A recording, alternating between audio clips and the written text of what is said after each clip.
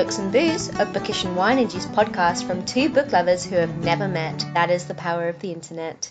Hi Anna, thanks so much for joining us today. We loved your book, The Spite Game, and we're really happy to have you on today. Oh, so thank you. Did you want to Great tell to us be a bit here. about your book?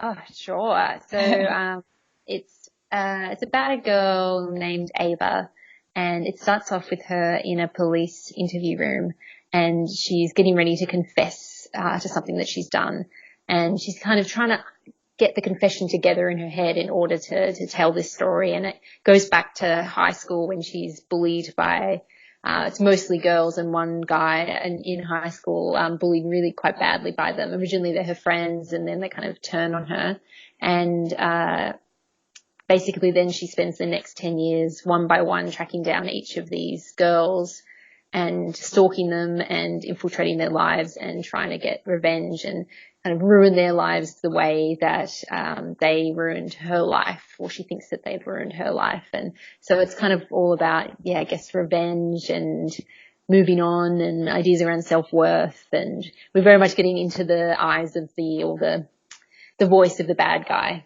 Yeah, it's a brilliant book. Jade and I just finished it. I think we both finished it within 20 minutes of each other, didn't we, Jade? Yeah, no, it was absolutely amazing. I could not put it down. Normally Chiara reads books much faster than I do, but this one, I actually think I beat you. That's good. That's good. That makes me feel good. It was unputdownable. So I wanted to ask you, so let's take a little bit of time to talk about toxic female relationships and why you decided to choose to write about this type of story. I kind of got a bit of a Mean Girls inspiration from it. Was it kind of inspired by Mean Girls? No, not really, but I have heard a lot of people said that Mean Girls meets Stephen King, which is actually kind of great. I would look that one up. But no, I was trying to, I guess there is all those stereotypes around, the mean girls at school, and I was trying to, cause they definitely exist, but I was trying to kind of dig a bit deeper and show them as, to begin with, it seems that way, and then as you go, you get to know these characters more and more in the way, and what comes after that as well, what comes after high school, where these people go and what happens to them after they've got that kind of, they've gone from being the top of the hierarchy, what comes next. But toxic female relationships, I've always been really interested in that. Like in all my adult books, it's the female friendship is the central relationship in both of my other books. Can you guys see the cat? And where's my squeal? Crazy cat lady. My cat just stopped up behind me. I'm always much more interested in the way women's relationships work in terms of, especially more friendship, than, romantic relationships between, or friendships between men and women. And I think it's just such a gold mine. There's just so much there. And there is books written about it, but not enough. And it can be really hard as well, personally, I find, as a feminist, because I always think, women need to stick together and band up together.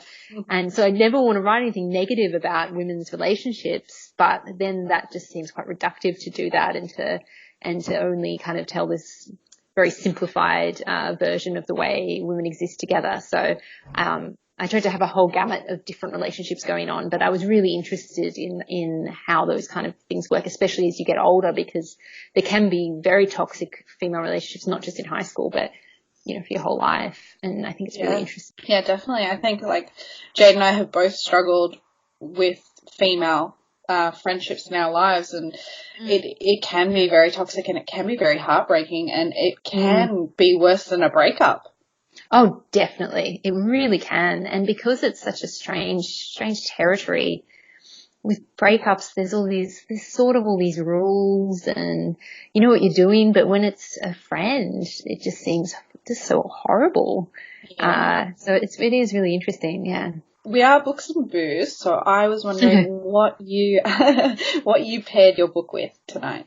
Well, I had a lot of fun in the bottle shop, and I was looking at, I always have fun in the bottle shop, but I was looking for one that had a good kind of title, and I wanted a red wine as well, because I think that the book is kind of dark and stormy a little bit. Yeah. So a white wine didn't seem to fit for me. So I love Shiraz, so I chose this one, Young Blood. Seems like a good hit. Called from Tomfoolery. It's a Shiraz from Barossa, and it's actually really, really good. It's really nice. I've never had it before. I probably wouldn't have picked it up, but it's great. Jade loves Shiraz. That's her drink of choice. Yeah.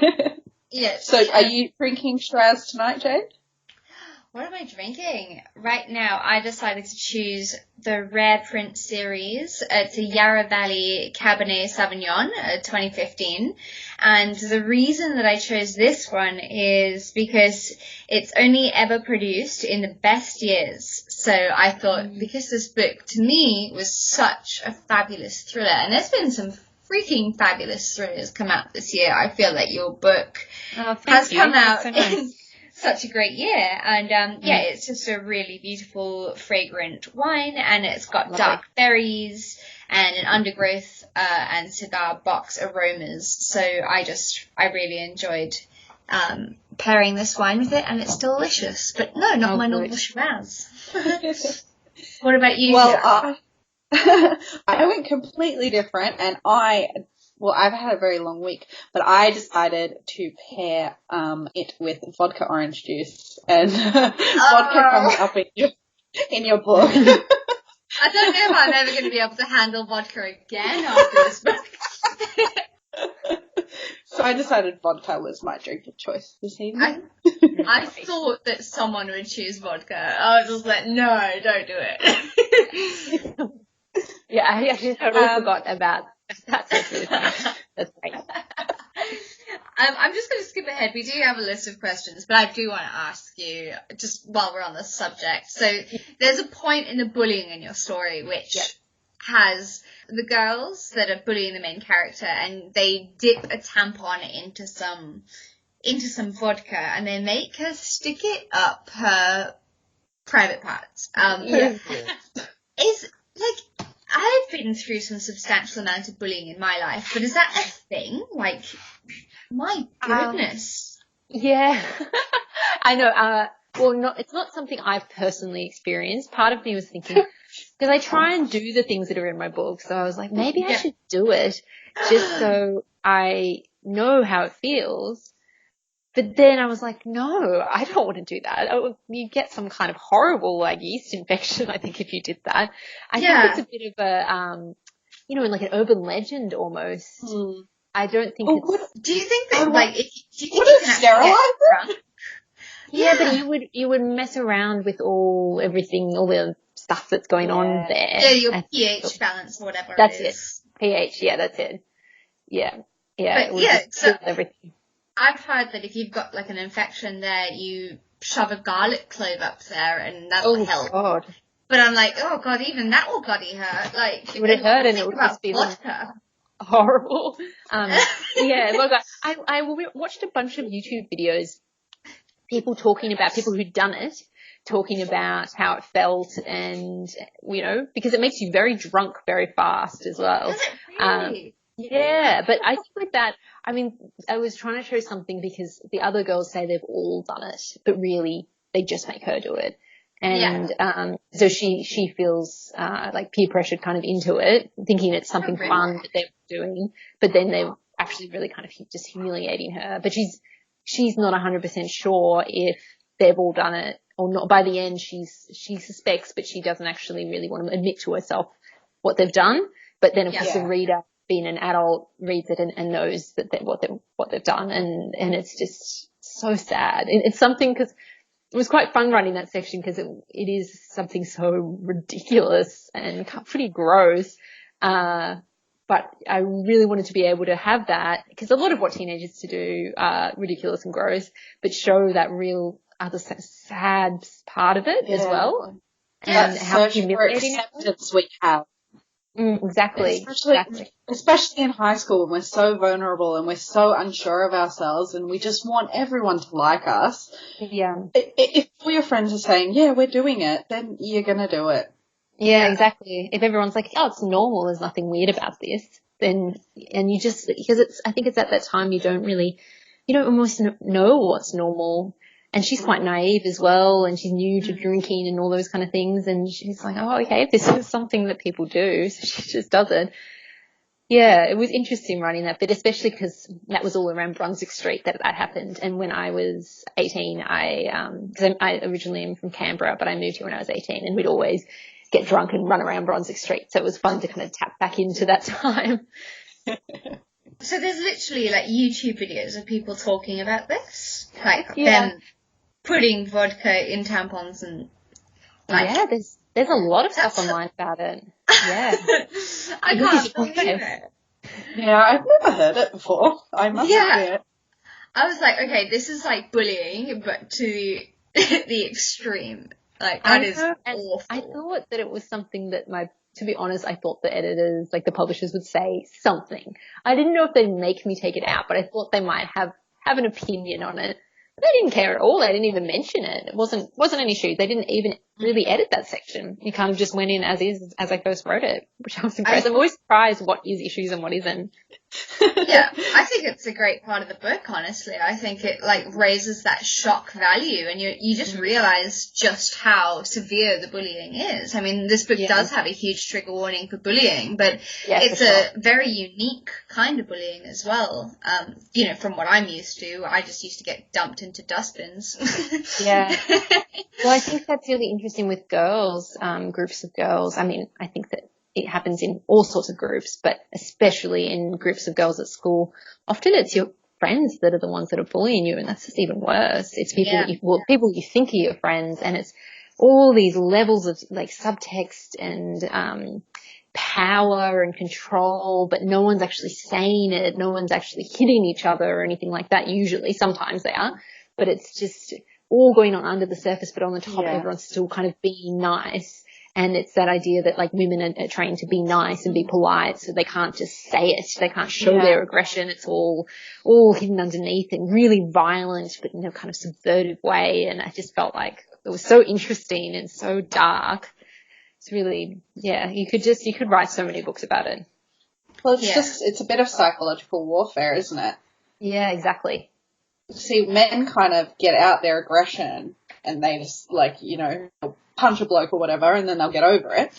Yeah. Whereas women, it's just that we let it simmer and simmer and simmer and simmer and, act really nice to their face. I don't know why we do it. Yeah, I know, but for a long time I thought it is just women, but it actually is men as well. Like all the stuff at the moment that's happening with Australian politics, I mean, that's bullying, and that's quite kind of underhanded psychological bullying as well. And it happens definitely in workplaces as well, it's not just high school, which is quite sad. Yeah. Oh, yeah. Workplace bullying is rampant at the moment, I think. Mm. Yeah, you just have to be careful. If someone was getting bullied and they came to you for advice, what advice would you give? Oh, God. In high school or as an adult? As an adult. Oh, I guess both, just in general. It's really hard. I mean, the good thing about when you're an adult, you don't always, but you have a bit more autonomy and power, a bit more, depending on the situation. When you're in high school, you basically don't have any, and that's really hard because you can say, what should they do about it? It's really limited what they can do about it. If they're at a school, they can't leave or change schools. What can they do? I mean, that's what the problem is. And I have done a lot of reading about the way it's handled in schools. And I did a lot of reading about safe schools, that whole scheme that got taken away. And it's just terrible. I mean, part of the reason that I wrote the book was because I just read another story about a kid in Australia. I think he was only about 13 who killed himself because of bullying. And we were just always getting these stories of people being victims. And I was talking to this little boy about it, actually, who's about 11. And I was talking to him about this idea I had for the book. trying to, be a bit careful what I said. And I said, it's about a girl that gets bullied and then she does something bad. And he said, she kills herself, because that's the idea that we have, that's all about that they become the ultimate victim. And then you have something like 13 Reasons Why as well, which is, kind of almost glamorizes that. And I just wanted there to be a story out there where she's not it gets very complicated, but she doesn't just take it lying down. She has control, she has autonomy, she is active in the choices she makes about the bullying that she experiences, because I just think it's really dangerous just to have that one narrative in the world about bullying that we just keep seeing again and again and again, and it makes me so angry. So for me, I don't know if I'd have to talk to the person, and it's specific to the situation, but I just wanted to write a book that's, it's a crime book and it's quite fun to read, but it kind of puts these ideas back into the spotlight, because it is abuse and sometimes assault, the things that happen in high schools, and it's really serious. But people, they say, the mean girls at school, things will get better when you leave school.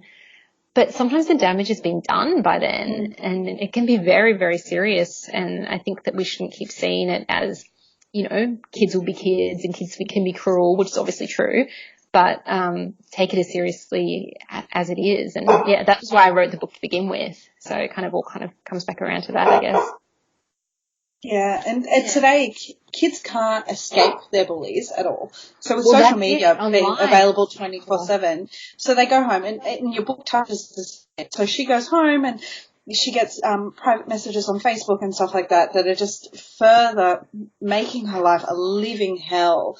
So what do you think we can do to fix the issue? Because personally, I think it has to start with the adults in the situation, and I use adults in quote unquote because I think sometimes we behave like children ourselves. Yeah. And so they probably see that behaviour at home a lot of the time. Yeah, I mean, absolutely. And I think that it needs to start big as well. Like there needs to be more like government schemes, like things like Safe Schools was great, and then it got taken away because there's so much fear around kids that are different, but they're the ones that are often the targets.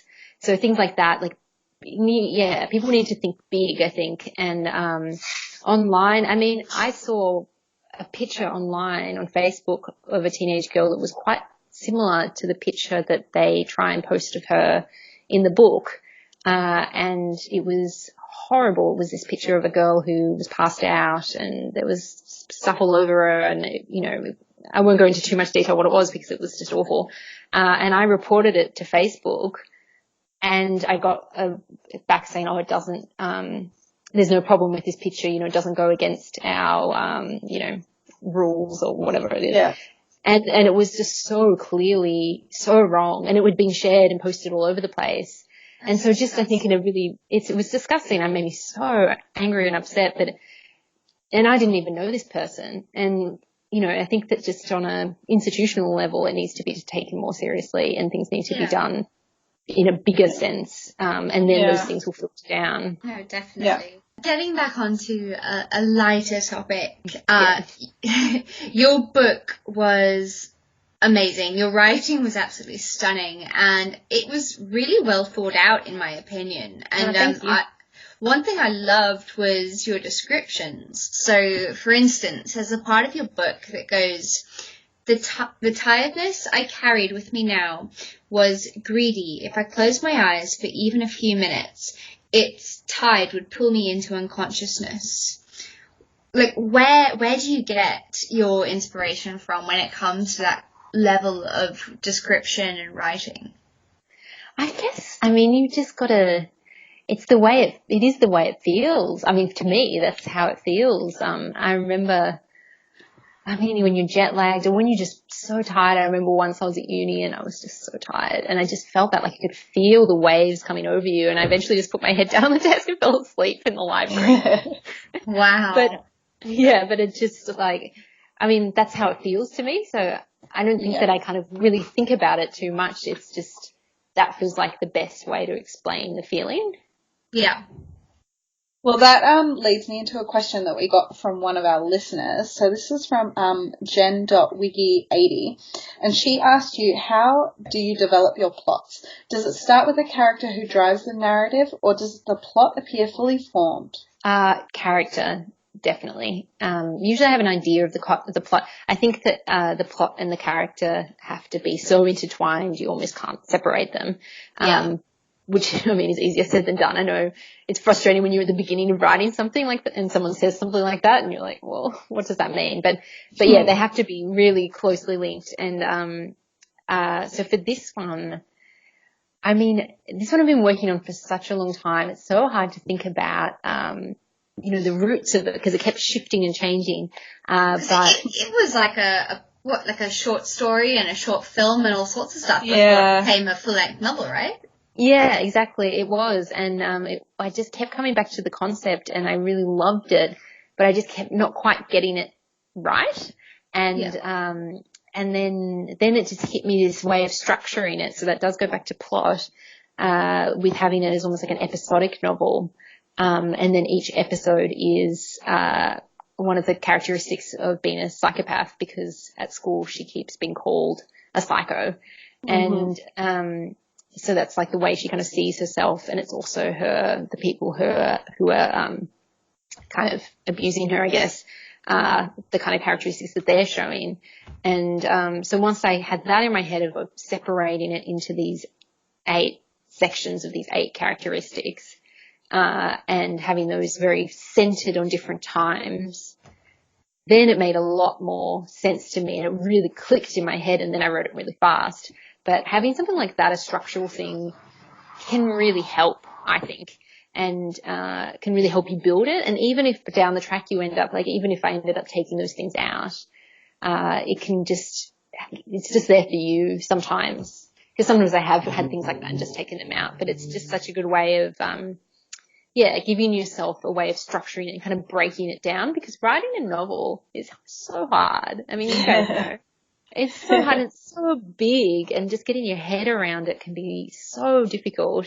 So anything you can do, to break it down. I mean, I also, with this one, because it goes around in time, a little bit goes back and forth, I wrote it all in a linear time narrative, and then went back, and I knew where the bits would be, but just for myself, for all the cause and effect to make sense, I think it felt like I had to know everything in detail of her life that had come before, and then I could go through and kind of change things around a little bit.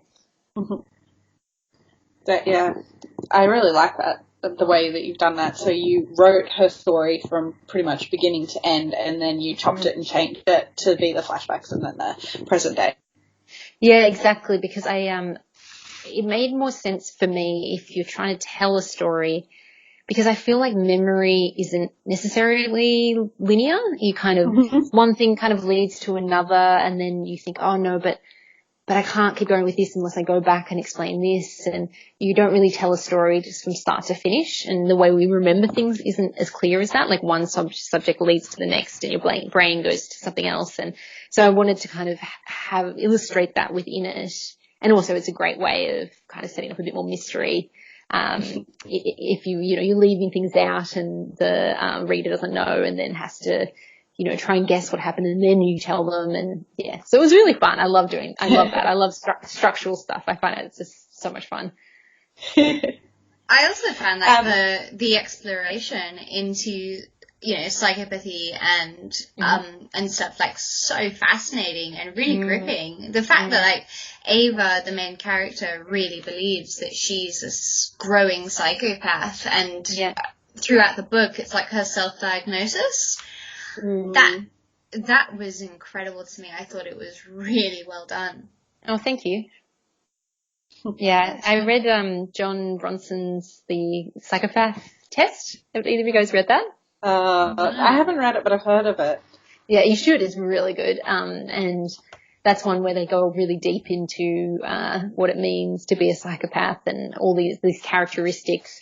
And I was reading it and I was like, oh no, I felt that way sometimes. And I was talking to my friend who was also reading it, and he's like, no, that's good. You know, if you're worried about it, it means you're not. I was like, oh, no, thank God. And then I did the test online just to make sure, and I was like, oh, phew, okay, great. But I also, I was writing another book that had a psychopathic character, and I found all these, a true psychopathic character, and I found all these forums online that were for psychopaths, like all the support groups, which were really, really interesting in the way they talk to each other. So I always find it just so fascinating how that works and how it would work. It kind of, for her in the book, because she thinks that this is true about her, she kind of takes the thing that they're using as a way of bullying her, because they can say that she's a psycho, and then kind of owns it. It gives her permission to do terrible things. And so it kind of, I think if she didn't have that label, you know, it's kind of quite damning in a lot of ways, but it also frees her to just do whatever she wants to do, whatever the darkest things she wants to do are, which is a fun thing to explore. Yeah, you really feel for Ava though, because they made her into what she ended up being. So they told her so many times that this is what she was, that she just felt that's what she was. But she looked like she wasn't. She felt so much. Yeah. Well, I thought it was quite fun and quite interesting as well, kind of exploring that idea of being a victim and being a perpetrator, and it kind of swaps around because she's the victim of their bullying, but then she's the one stalking them.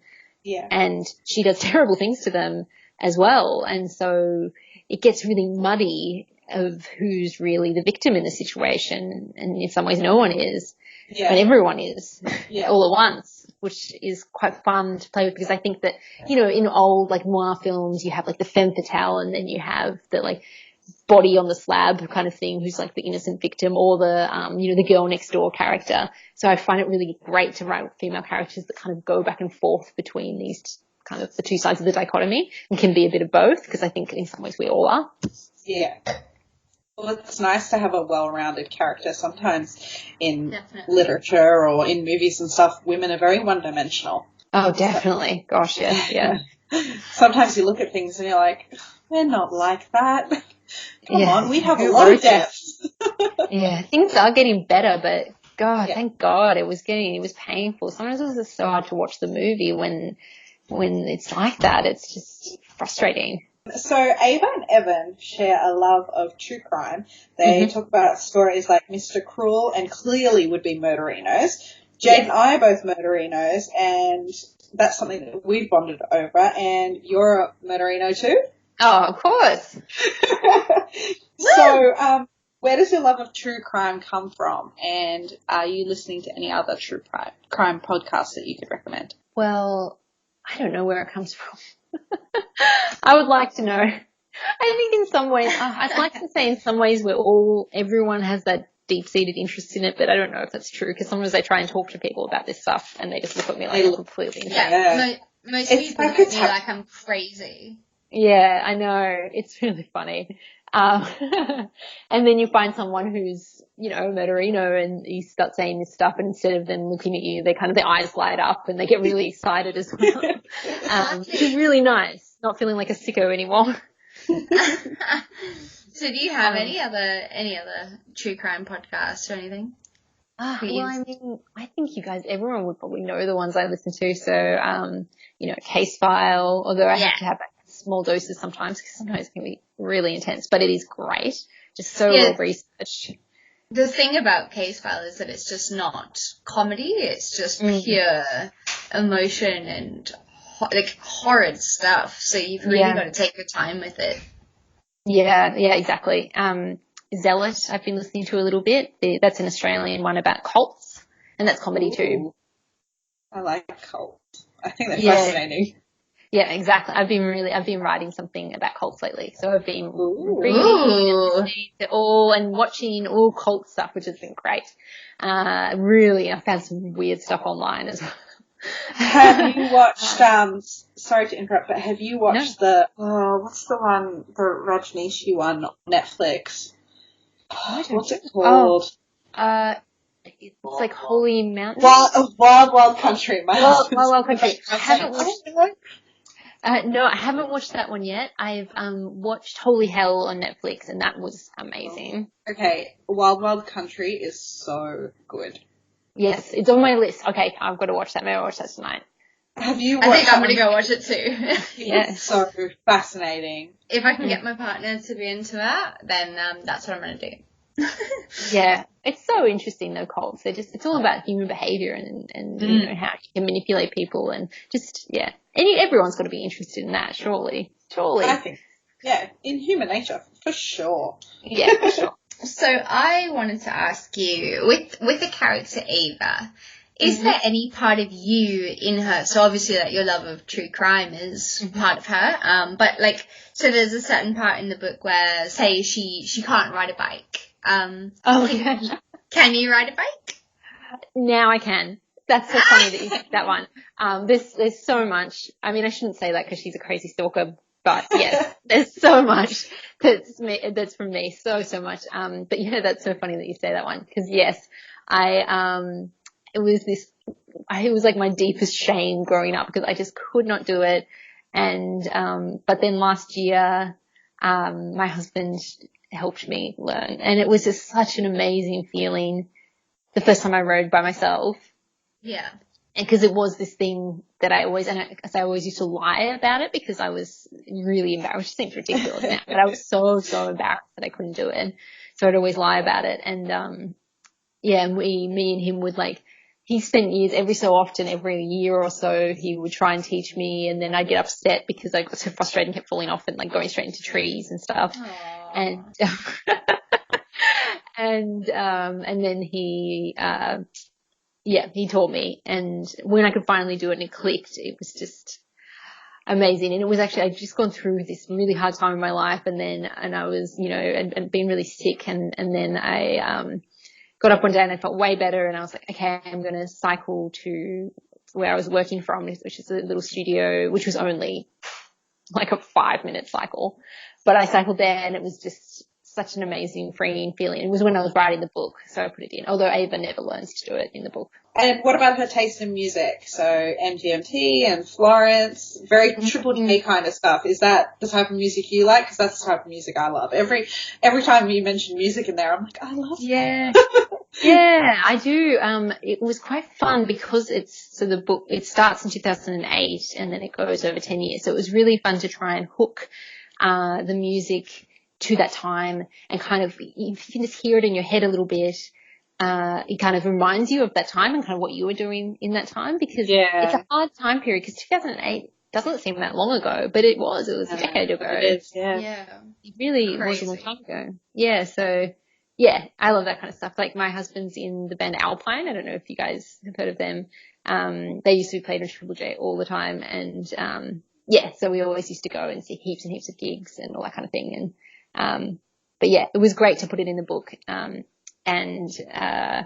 Just work it through. I mean, I have a few pop songs in there as well. I think I have, Selena Gomez and stuff like that. Yeah. Just to kind of really show the different times. And I tried to put what movies were on during that time. Like there's a section where they're in Paris and, oh God, it was really hard. Like trying to find not only when the movies came out, but when they would have been screened in Paris. And things like that. Logistics got really complicated, but it was really fascinating. And it really took me back as well, which was fun to write. Oh, that's amazing. Well, so the last question about the Spike game for this episode is, if you could describe the Spike game in 3 words, what would they be? Oh God, I don't know. Well, I'll ask you guys that first. Okay, what would you describe it in 3 words? I would say sinister, dark, and intriguing. Ooh, I like that. Okay, cunning, captivating, hopeful. Yes. I'm going to go still sinister, cunning, and vulnerable. Or vulnerability. Yeah. So we always finish our episodes with busy banter. So tell everyone what you've been enjoying. So reading, watching on Netflix, if you've traveled anywhere, if you're doing any activities like puzzles or something like that, anything you're enjoying. Well, I'm traveling. I'm going away in about a week to the States. I'm going to do a little book tour for the Spike game, which is really exciting. I'm so jealous. It's really exciting. It's like, in the week before you go somewhere, and I'm just like, oh gosh, do I have my passport? Just trying to make sure that I've got everything organized, which I don't. So that's really exciting. But yeah, definitely cult stuff. I've been watching a lot of cult stuff. But the other thing that I've been really enjoying watching is 90s like courtroom legal type dramas, like John Grisham films. Oh, like The Firm? The Firm and A Time to Kill. And I just watched The Clients on Netflix, which is great and really fun, like Susan Sarandon, this little boy who's like this really cool 11-year-old boy. He's like cooler than I could ever hope to be. Witnesses, this guy commits suicide but tells him something about the mob before he does. And so he basically is on the run and hires her as his lawyer. And it's just great. Like just something about the way they did those kind of films in the 90s. It's just so classic and awesome. And it's really nice. I mean, it's still crime really, but when you are researching really pretty dark stuff all day, listening to Case File and all that kind of thing, it's nice something that's a bit more fun and a bit cheesy and stuff. It's good. Yeah. Yeah, definitely. And I'm reading, I don't know if you guys have already read this one, Laura Elizabeth Woolett's Beautiful Revolutionary, which is about Jonestown, but it's fictional, but she's done the most amazing amount of research for it. And she's a Melbourne author as well, and she's just fantastic. And it's a beautiful, beautiful book. But it really goes deep into that kind of mentality. So it's great. Yeah, it's really good. It sounds good. I haven't heard of that one. I haven't. Yeah, me either. Oh, you should definitely list. Yeah, definitely. I finished the Spike game, which was bloody fantastic. And then I also, I just started Sadie by Courtney Summers. Have you guys heard of that? No. What is that? I've heard that it's also like a crime podcast as well. It's about this gal that goes missing and like a podcast about her disappearance and stuff. But, I mean, so far I've only gotten a little bit of the way in, but I'm loving it, and I thought it was quite relevant for this episode because our main character, Ava, absolutely loves true crime. Yeah. So yeah, that's what I'm busy with now. I don't have the physical book. I'm just listening to the audio, and so it's on Audible. But there's also a podcast called Sadie, and there's another podcast called The Girls, and they all correlate to the book, which I find fascinating. Oh, that sounds amazing. Yeah, so there's that, and then because I spent the bloody day in the emergency room, I got home and I decided to start watching The Haunting of Hill House by Shirley Jackson on Netflix. Oh, yes, is that good? It's really good. I've only seen the first episode, but what I can say, it's beautifully shot, but it is nothing like the book. Not one tiny bit. Okay. Yeah. In a good way or a bad way? It's just a lot more modern. Haunting of Hill House is more of a classic. And is that the one about the two sisters? Is that one?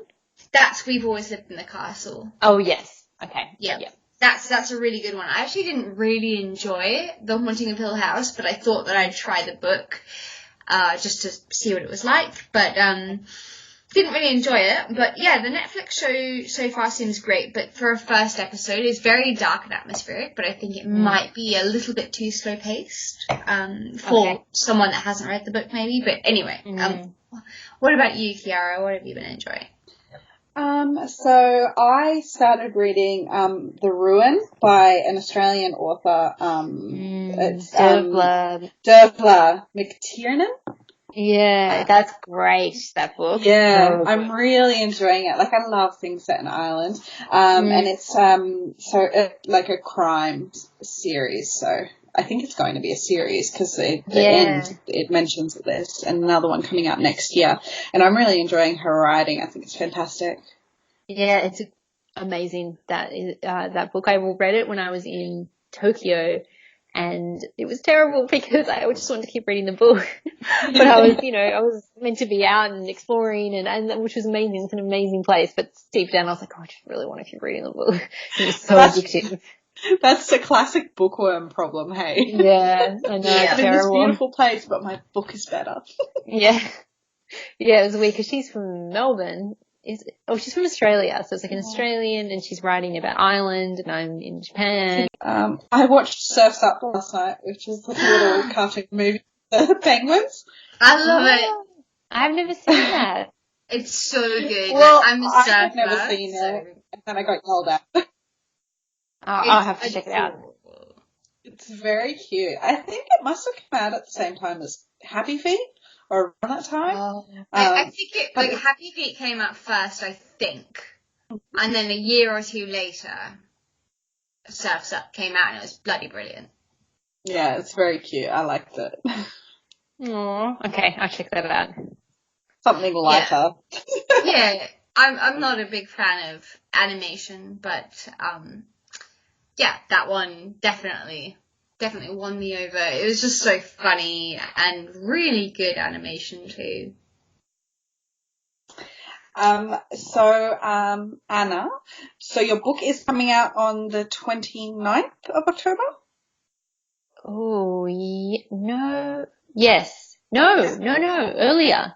No, it's coming out on this coming Monday. Which I'm not sure when That's so exciting. Yeah, really soon. Really, really soon. So I think it's the 23rd. Yeah, the 23rd it comes out. 23rd. Okay.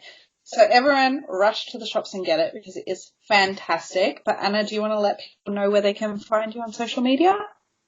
Yeah, so Instagram, it's just Snoekstra. Twitter, it's Anna Snoekstra. And Facebook, Anna Snoekstra. That's a good thing about having like an uncommon surname, is it's pretty easy to find me because I'm not very familiar. From the Netherlands, from like, it's like Fries, so like the top part of the Netherlands. Yeah. Very cool. Very cool last name. Can I ask you, just to end off the episode, about your upcoming book, about this cult theme? Can you give anything away? Well, it's not even a book yet. It's just lots of notes. So, I mean, and part of me is thinking of writing it as a feature film. I haven't decided yet. I keep changing my mind. But I will say it might be different by the time it actually happens, but a lot about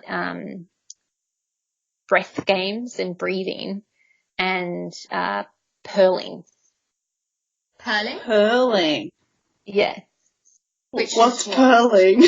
Oh, like purling, like farming pearls. Oh, okay. Oh.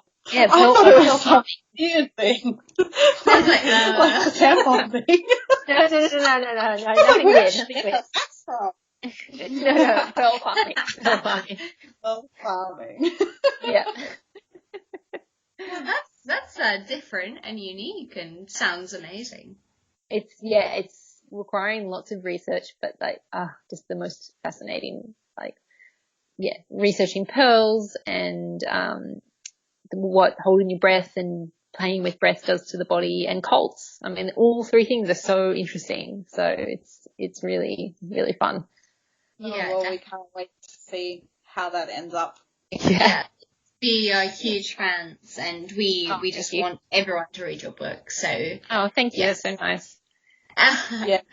I'm on a book buying ban this month, but I already have your 2 previous books on my list of books to get as soon as my ban is lifted. Next month. All right. So it was lovely to have you, and thank you very much for coming up onto Books and Booze. No, it's been great. It's been really fun. Thank you. We've enjoyed it, and we've loved getting to know you through Instagram and stuff. It's been really fun. Yeah, it's been awesome. Okay. All right. Well, let us know when you're in Sydney and Brisbane, and we will come meet you in person. Yeah, cool. Definitely. All right. Okay. Bye. All right. Bye. Bye. See ya. Thanks for listening to Books and Booze. You can find us on Instagram and Twitter under BooksBoozePod or email us at hello@booksboozepod.com. We're also on Patreon if you'd like to support our podcast by donating as little as $2 a month. If you're looking for a free way to support us, then you can leave us a review on Apple iTunes or Stitcher. It really helps other people find us. As always, it's been a pleasure. I'm Jade, and you can follow my Instagram at boho_bookworm, and Chiara is my co-host, and you can find her under bookish.kiki. Until next time, happy reading and drink responsibly.